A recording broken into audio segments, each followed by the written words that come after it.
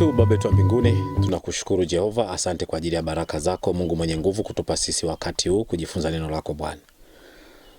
Tunajua kwamba ni wewe Mungu mwenye nguvu na kusudi lako kwamba sisi kwa wakati huu Mungu mwenye nguvu, mimi pamoja na mtazamaji na msikilizaji Mungu mwenye rehema, tuweze kujifunza neno lako. Basi Bwana Yesu, nakusihi na kuomba kwa Roho yako Mtakatifu utupe wewe mwenyewe vinavyotoka katika madhabahu yako, nasi tukapate kushiriki katika mioyo mitakatifu na imani katika jina lako takatifu naomba na kushukuru. Amina. Bwana Yesu asifiwe sana. Somo la leo ni moja ya somo ambalo nimekuwa nalitamani sana kufundisha kwa siku nyingi. Na natamani kwa kadri Mungu atakavyonisaidia niweze kukamilisha haya mambo. Huwa namuuliza mtu kwamba mtu akikwambia dini, akikwambia dini,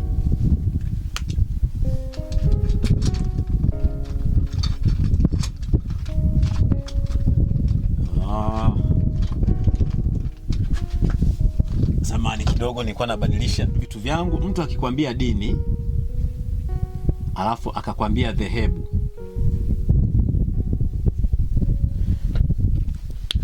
mpendwa mtazamaji na msikilizaji wangu, unaweza ukamweleza dini ni nini na dhehebu ni kitu gani, lakini kana kwamba hiyo haitoshi, labda niseme unaweza ukamtofautishia mtu.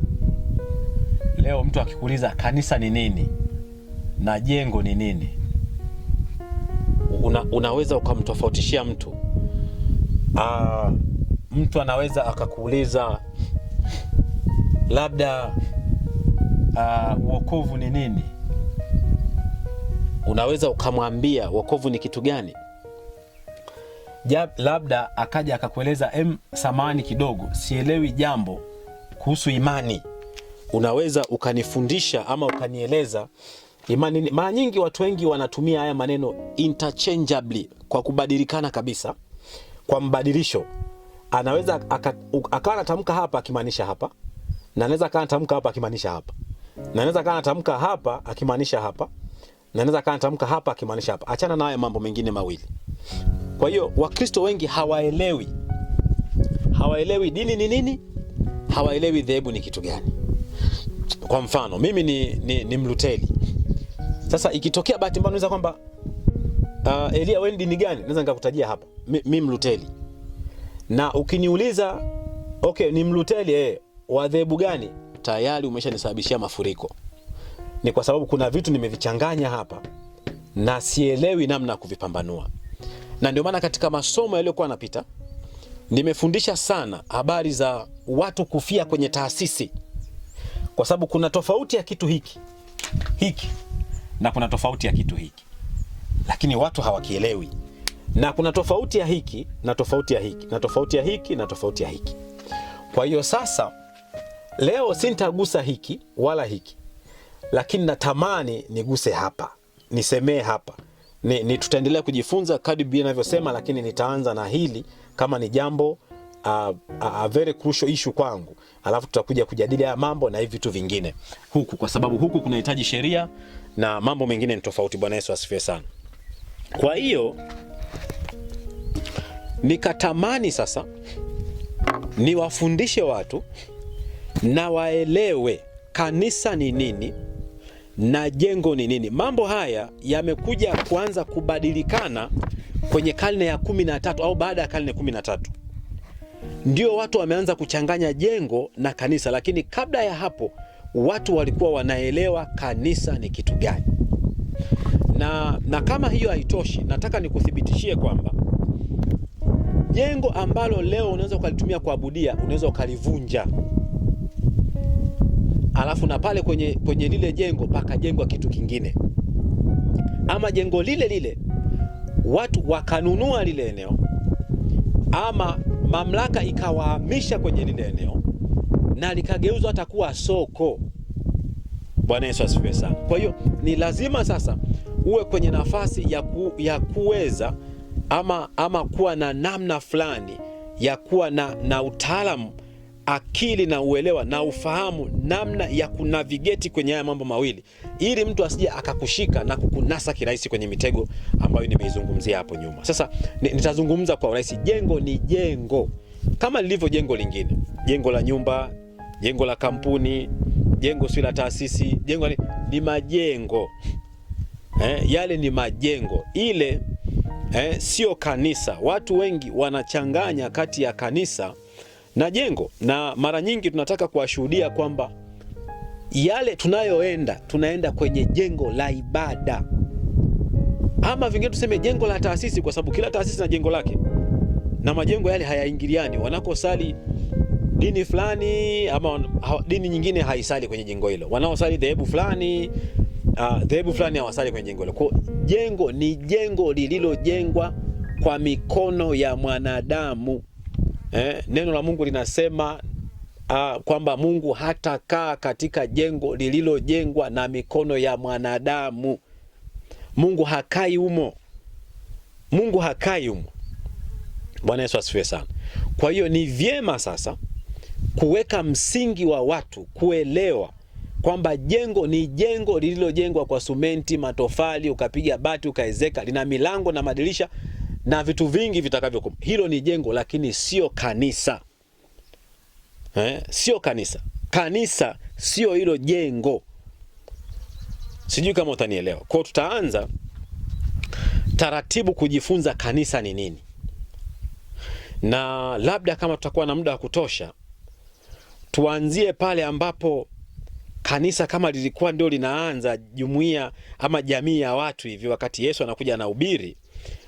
Mtengenezeko wa kanisa ulianzia pale, na tunaenda mpaka ambapo Yesu anaondoka, anarudi, anakaa nafikiri siku zile 40, anaondoka tena, alafu inakuja baada siku zile 10 zinazofuata, siku 40 anaondoka, siku 10 zile inaingia Pentekoste, siku ya 50, alafu kitu fani kinaanzia pale. Na hapo ndio penye msingi ambapo tunasema kuna migongano ya kimawazo, lakini pia huyu anayewachanganya watu kuwa kanisa ni jengo na jengo ni kanisa, dini ni dhehebu na dhehebu ni dini, analo kusudi. Sio mjinga, analo kusudi.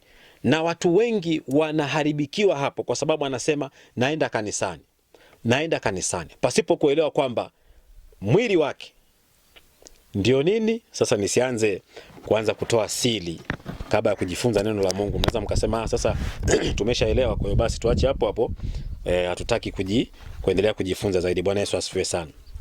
Sasa ukisoma Biblia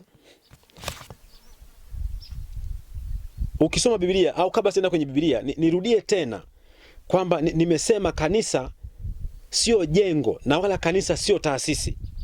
Kwa hiyo tuelewane kabisa kwamba kanisa sio nini, sio jengo, wala sio nini, sio taasisi. Kanisa ni kiumbe kinachoishi, ni kitu kinachoishi, ni kitu chenye uhai. Kwa hiyo ni lazima sasa tuanze kurudishana kule tulikotoka, na watu waelewe kabisa kwamba kanisa ni nini na jengo ni nini. Kwa hiyo jengo nimeshamaliza, nimeishia hapo, ninaondoka. Sasa ninatamani tuanze kujifunza kanisa ni nini. Sasa nilikuwa nimeenda mbele kidogo. Tufungue waraka wa kwanza wa Paulo kwa Wakorinto. Fungua sura ya 10. Kama utakuwa na Biblia yako, soma aya ya 32. Anasema msiwakoseshe Wayahudi wala Wayunani wala kanisa la Mungu. Yaani tuanze hivi, anasema Wayahudi ni watu, Wayunani ni watu, wala kanisa la Mungu.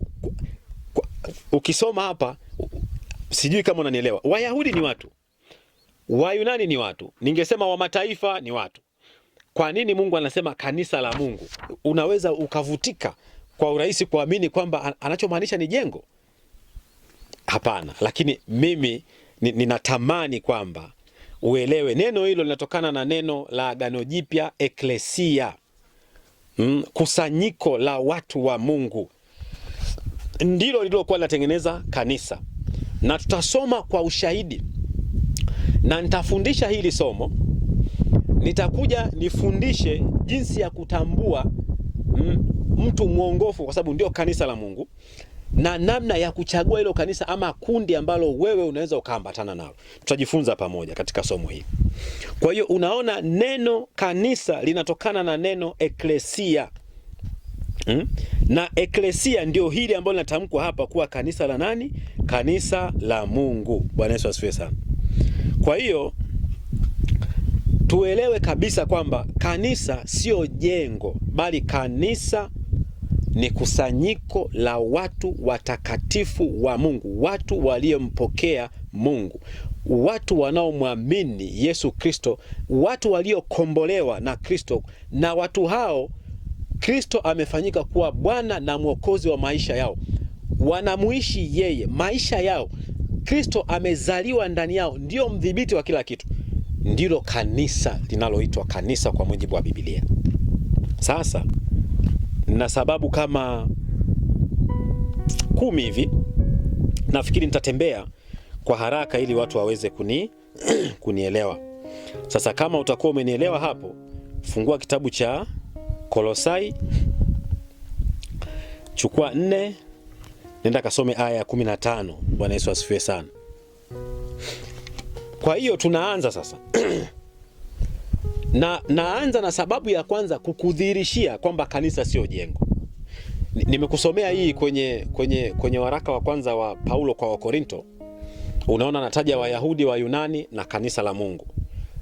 Hii sikuwa naanza kukueleza kwa nini nataka nikuthibitishie kwamba kanisa sio jengo. Kwa hiyo uelewe kwamba wako watu wa Mungu maeneo fulani, lakini sababu ya kwanza ni kwamba hawa watu ni jamii ya Mungu. Yaani kanisa ni jamii ya Mungu, sio jengo, ni jamii ya Mungu. Soma hiyo Kolosai 4:15. Neno la Mungu linasema, wasalimu ndugu walioko Leokadia na Nimfa na kanisa lililo katika nyumba yake. Nyumba ya nani? Anasema waraka huu ukiisha kusomwa kwenu, fanyeni kwamba usomwe katika kanisa la Walaodikia pia, na ule Walaodikia usomwe na ninyi. Kwamba hili kanisa linalozungumziwa hapa ni jamii ya Mungu. Unaona, anasema, napenda hili neno, anasema kanisa lililo katika nyumba yake. Sasa hatuwezi kuwa na jengo ndani ya jengo jingine. Yaani tuna jengo la nyumba, alafu tuna jengo la kanisa ndani yake. Maana ndivyo tunavyomaanisha. Lakini hapa alikuwa anamaanisha jamii ya watu ambao wako ndani wanakusanyika. Kuna ushuhuda mzuri sana wa mtumishi mmoja, profesa mmoja ambaye nimemtafuta, lakini naona ananikimbia. Naelewa kwamba anahofia kugonganisha haya mambo, kwa sababu wakati mwingine unapofanya ya roho, fanya ya roho, ya mwilini yaache. Na unapofanya ya mwilini, fanya mwilini, ya roho yaache.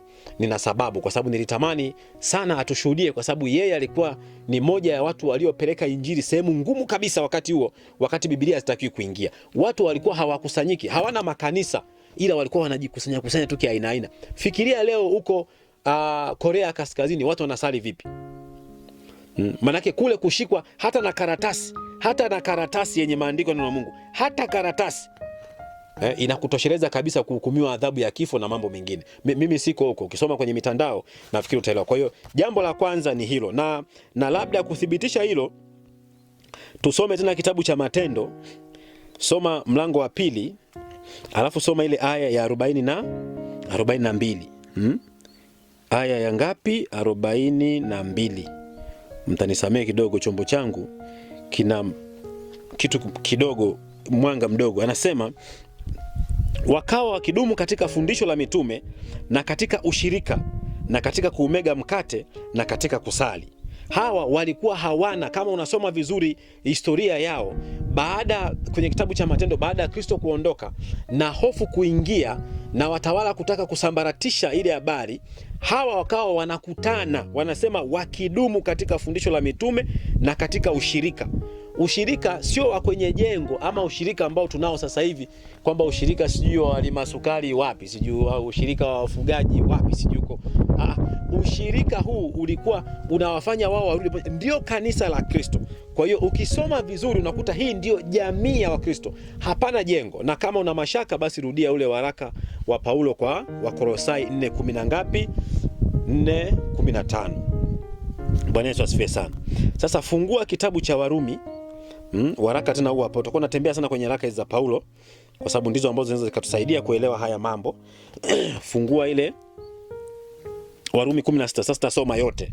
Kwa kama 16 naomba pale utasoma ninyi. Lakini ukisoma nasema namkabidhi kwenu Fibi ndugu yetu aliyemhudumu katika kanisa liloko Kenkrea, na kwamba mpokee katika Bwana kama iwapasavyo watakatifu, mkamsaidie katika neno lolote atakalohitaji kwenu, kwa sababu yeye naye amekuwa msaidizi wangu, msaidizi wa watu wengi, akanisaidia mimi. Anasema nisalimie Priscilla na Akila, watenda kazi pamoja nami katika Kristo Yesu, waliokuwa tayari hata kukata kichwa kwa ajili ya maisha yangu, ambao ninawashukuru. Kwa ukisoma hii unasema nisalimie, yani anawasalimia mtu mmoja mmoja, lakini akimaanisha kanisa, sio jengo. Anamaanisha kanisa ama mtu fulani aliyeko mahali fulani, akirifaa yule mtu kuwa kama nini? Kama kanisa. Bwana Yesu asifiwe sana. Kwa hiyo unaweza ukasoma hapa 16 yote, sijui msalimie Apollo, sijui msalimie nani, msalimie watu wa nyumbani mwa Nakiso. Unaona ninavyosema watu wa nyumbani mwa Nakiso. Kwa hiyo msalimie sijui Ansikarus, sijui Flegia, sijui nini, sijui Pabrota, Hema, sijui na ndugu walio pamoja nami. Maana yake ukisoma hii 16 ni kwamba salamu hizi zilikuwa zinawaendea Wakristo waliokuwa wanakutanika, wanajumuika pamoja, wana ushirika wa pamoja kwa ajili ya Yesu Kristo. Lakini pia tunaweza tukarudi kule tulikotoka kwenye kitabu cha Wakolosai. Wakolosai. Tutazunguka sana hapo, sijui, nafikiri muda utaturuhusu, na namuomba Mungu turuhusu hivyo. 1:18. Ukisoma aya 18 anasema naye ndiye kichwa cha mwili, yaani cha kanisa, naye ni mwanzo, ni mzaliwa wa kwanza katika wafu, ili kwamba awe mtangulizi katika yote. Tunasema hivi, kanisa ni mwili wa Kristo ama ni mwili wa Yesu. Kuna maandiko mengi na mengine nitatamani usome mwenyewe, lakini hapa unaona kabisa kutoka hii waraka wa Paulo kwa Wakolosai 1:18 unaona anasema hivi, ama naweza nikasoma ile kuanzia 17. Naye amekuwako kabla ya vitu vyote, na vitu vyote hushikana katika yeye, naye ndiye kichwa cha mwili, yaani cha kanisa. Sasa kama kanisa lingekuwa ni jengo, kichwa chake kiko wapi? Mungu akubariki sana. Kuna maandiko mengi. Soma waraka wa Paulo kwa Waefeso 1:22. Waraka wa Paulo kwa Waefeso 1:22. Sasa mimi sijui, maana nikasoma nikanogewa, alafu nikakuta kwamba nachukua muda wako mwingi. Anasema akavitia vitu vyote chini ya miguu yake, akamweka awe kichwa juu ya vitu vyote kwa ajili ya kanisa, ambalo ndilo mwili wake, ukamilifu wake, anayekamilika kwa vyote katika vyote. Unaona hapa anasema akaweka awe kichwa juu ya vitu vyote kwa ajili ya kanisa. Kwa hiyo bado kanisa haliwezi kuwa jengo. Haliwezi kuwa jengo. Kwa hiyo tunarudi kukubaliana kwamba kanisa ni mwili wa Kristo. Soma pia waraka wa kwanza wa Paulo kwa Wakorinto 3:16.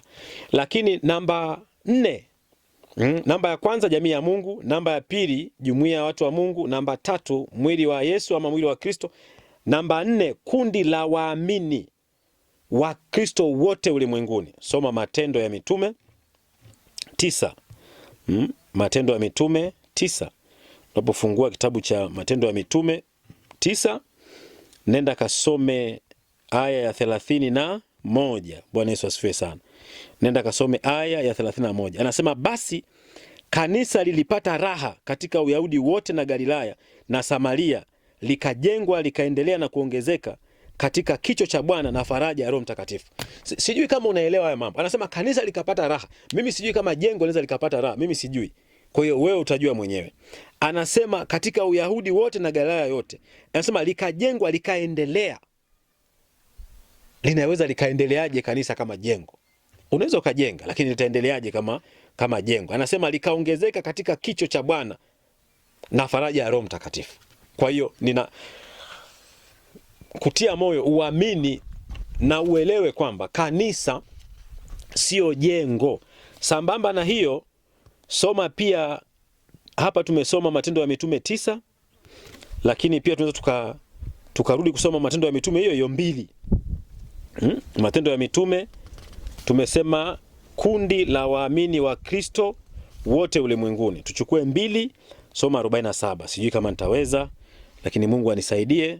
Nataka nitoke hapo twende kwenye kitu kingine. Anasema wakimsifu Mungu na kuwapendeza watu wote, Bwana akalizidisha kanisa kila siku kwa wale waliokuwa wakiokolewa. Kwa hiyo kanisa, Mungu huyu Bwana Mungu alilizidisha kanisa. Anasema kila siku kwa wale waliokuwa wakiokolewa. Sasa jengo linaweza likaokolewa? Manake kile kinachoongezeka kile kilicho kinaongezeka kile ndio kinafanya kanisa lifanyeje? Lizidi. Kanisa linazidi kwa wale ambao walikuwa wakiokolewa. Kwa hiyo kwa maandiko haya mawili, sitaendelea kusoma maandiko mengine. Nitakutamani na wewe usome sasa Waebrania 10:24. Lakini namba 5, kanisa ni wote wamwaminio Bwana Yesu Kristo. Nilifundisha hili somo kwamba watu wanajisikia wanapojiita wao wa Kristo, wanajiona kama wa maana hivi kuliko wenzao waliotangulia. Lakini nilifundisha hili somo kwamba je, wale wa zamani waliitwa wakina nani? Kwa hiyo hii hapa ninayofundisha ni kwamba hili kanisa sio jengo bali ni sisi. Na hapa anasema wote wamwaminio Bwana Yesu Kristo. Soma Ufunuo 21:27 na soma waraka wa kwanza wa Paulo 1. Unaweza ukasoma ile aya ya kwanza, ya pili na ya 3. Kwa hiyo sintasoma, natamani na wewe usome. Namba 6 ni kusanyiko la watu wa Yehova. Kusanyiko la watu. Tujaribu kuangalia kwenye Matendo ya Mitume 7. Bwana Yesu asifiwe sana. Matendo ya Mitume 7. Tuweze kupata hapo. Matendo ya Mitume 7. Matendo ya Mitume 7. Anasema mlango wa 7 aya ya 38. Neno la Mungu linasemaje? Neno la Mungu linasema hivi: yeye ndiye aliyekuwa katika kanisa jangwani pamoja na yule malaika aliyesema naye katika mlima wa Sinai, tena pamoja na baba zetu, ndiye aliyepokea maneno ya uzima atupe sisi. Anasema yeye ndiye aliyekuwa katika kanisa pamoja na yule malaika. Kwa hiyo aliyekuwa katika kanisa jangwani, kulikuwa na jengo kule. Roho Mungu akusaidie. Kwa hiyo hapo unaweza pia ukasoma Matendo ya Mitume hiyo 20:28 na waraka wa kwanza wa Paulo kwa Wakorinto 15:9. Lakini kanisa linaweza kutafsiriwa kama shamba la Mungu. Ngoja tuone ile andiko linatueleza nini. Waraka wa kwanza wa Paulo kwa Wakorinto 3:9. Inasema nini? Inasema 3:9, maana sisi tu wafanyakazi pamoja na Mungu, ninyi ni shamba la Mungu. Alafu anaendelea kusema kwamba shamba la Mungu, alafu mbele anasema ni jengo la Mungu. Yes. Kwa hiyo ni shamba kwa sababu tunasema miili yetu ni hekalu takatifu. Kwa hiyo ni kama jengo, lakini sio jengo ambalo tunalitumia sasa hivi kwa karne hii kwamba ni nyumba iliyojengwa kwa simenti, matofali, mbao na mabati, misumari na vitu kama hivyo. Lakini hapa ni jengo kwa sababu Biblia inatuambia sisi tu hekalu la Kristo. Kwa hiyo hekalu hilo ukichukulia kwa tafsiri ile nyingine unaweza kaona kama ni jengo, lakini sio jengo lile. Bwana Yesu asifiwe sana. Lakini ukienda kwenye Waefeso, sasa sijui nitasoma, mimi nafikiri niache niendelee. Nitakuwa nakutajia maandiko, wewe utakuwa unasoma ama tutaweka hapa chini baadaye ili kuleta maana. Kwamba ni maskani ya Mungu. Kanisa ni maskani ya Mungu. Ukisoma waraka wa Paulo kwa Waefeso 2:22. Lakini sababu ya 9 ni kwamba kanisa ni nyumba ya Mungu, nguzo ya msingi wa kweli. Labda hapa tuone kama tunaweza tukasoma. Fungua waraka wa Paulo kwa Timotheo wa kwanza 3:15. Neno la Mungu linasemaje? Linasema lakini nikikawia upate kujua jinsi iwapasavyo watu kuenenda katika nyumba ya Mungu iliyo kanisa la Mungu aliye hai, nguzo na msingi wa kweli. Yes. Unaweza ukaona hapo. Unaweza ukaona hapo. Kwa hiyo tunarudi pia kuzingatia kwamba kwa muktadha huu ambao tunajifunza neno la Mungu, kanisa sio jengo, yani jengo lile ambalo limejengwa, bali kanisa ni watu, sisi. Ndio maana hapa anasema ukisoma Mwanzo anasema, na kuandikia hayo nikitaraji kuja kwako hivi karibuni, lakini nikikawia upate kujua jinsi iwapasavyo watu kuenda katika nyumba ya Mungu.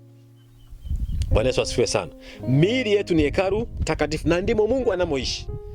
Watu wanafikiri kwamba Mungu anakaa kwenye majengo, na ndio maana sasa hivi taasisi nyingi, sijajua kwa maana ya upigaji ama nini, yamejikuta yanajikita sana kwenye mambo ya kidunia badala ya mambo ya kiroho kwa ajili ya roho za watu. Yaani leo they are busy.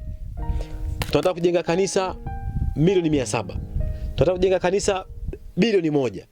Tunataka si kufanya nini? Lakini unaangalia hawa, unaangalia hili kanisa la kweli la Mungu. Unaangalia hii maskani ya Mungu. Unaangalia lililo kweli, kwamba iwe nguzo na msingi wa kweli. Anasema, na bila shaka siri ya utauwa ni kuu.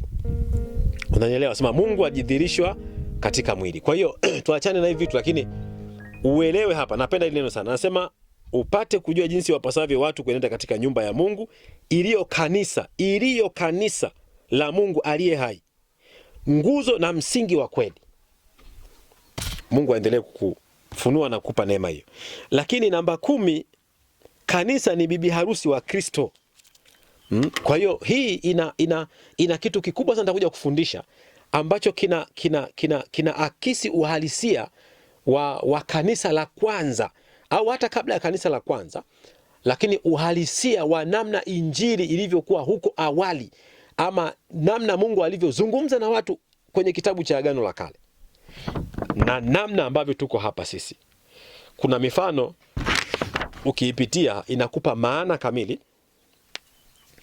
na unaweza ukajua kwa nini Agano la Kale, kwa nini Agano Jipya, na linalokupasa wewe kufanya katika Agano Jipya, ukiangalia Mungu jinsi alivyofanya na kuishi na kutembea na watu katika Agano la Kale. Bwana Yesu asifiwe sana. Kwa hiyo natamani mpaka hapa, nisingependa haya masomo, nataka tuende nayo kidogo kidogo, kwamba sasa hivi tumeanza ile kanisa, kwa tutajifunza kuhusu kanisa, tutaenda kwenye jengo, tumeshamaliza, tuta jinsi ya kutambua kanisa lilo zuri ama mwongofu, tutaingia namna ya kuchagua kanisa, alafu tutajua misingi ya kupokea waongofu wapya, kwa sababu hapa napo kanisa linalia. Mtu tu kakaa. Mimi nakumbuka kuna wakati fulani nilienda kuabudu na Sabato Kurasini kule. Kwa nikasali nikatoka, nikaenda siku nyingine nikasali nikatoka. Baadaye mkuu wa ile kanisa akaniita, akaniambia, kijana na kuomba kidogo. Akaja tukazungumza nini, baadaye akafunguka, akasema, bwana angalia bwana, usije kama labda umeona kuna mtu humu ndani ndo namnyatia. Nikamwambia hapana, natamani tu kuja kusikiliza neno la Mungu, ndio maana niko hapa, lakini sina dhana hiyo ama nadharia hiyo kwamba kuna kitu ambacho nakitafuta. Bwana Yesu nakushukuru, asante Baba yetu wa mbinguni, wewe uliye mkubwa na unaenda kutufundisha neno lako sawa sana kusudi lako Mungu mwenye nguvu. Tumeenda kujifunza na kujua neno lako kwamba Bwana, kanisa sio jengo. Tusiende kama wenzetu Mungu mwenye rehema walioamini hekalu ambalo wangelivunja kwa siku 3, wangelivunja wao kwa siku 3, ama wangelivunja wao hekalu hilo, wewe ungelijenga kwa siku 3, kwamba ni jumba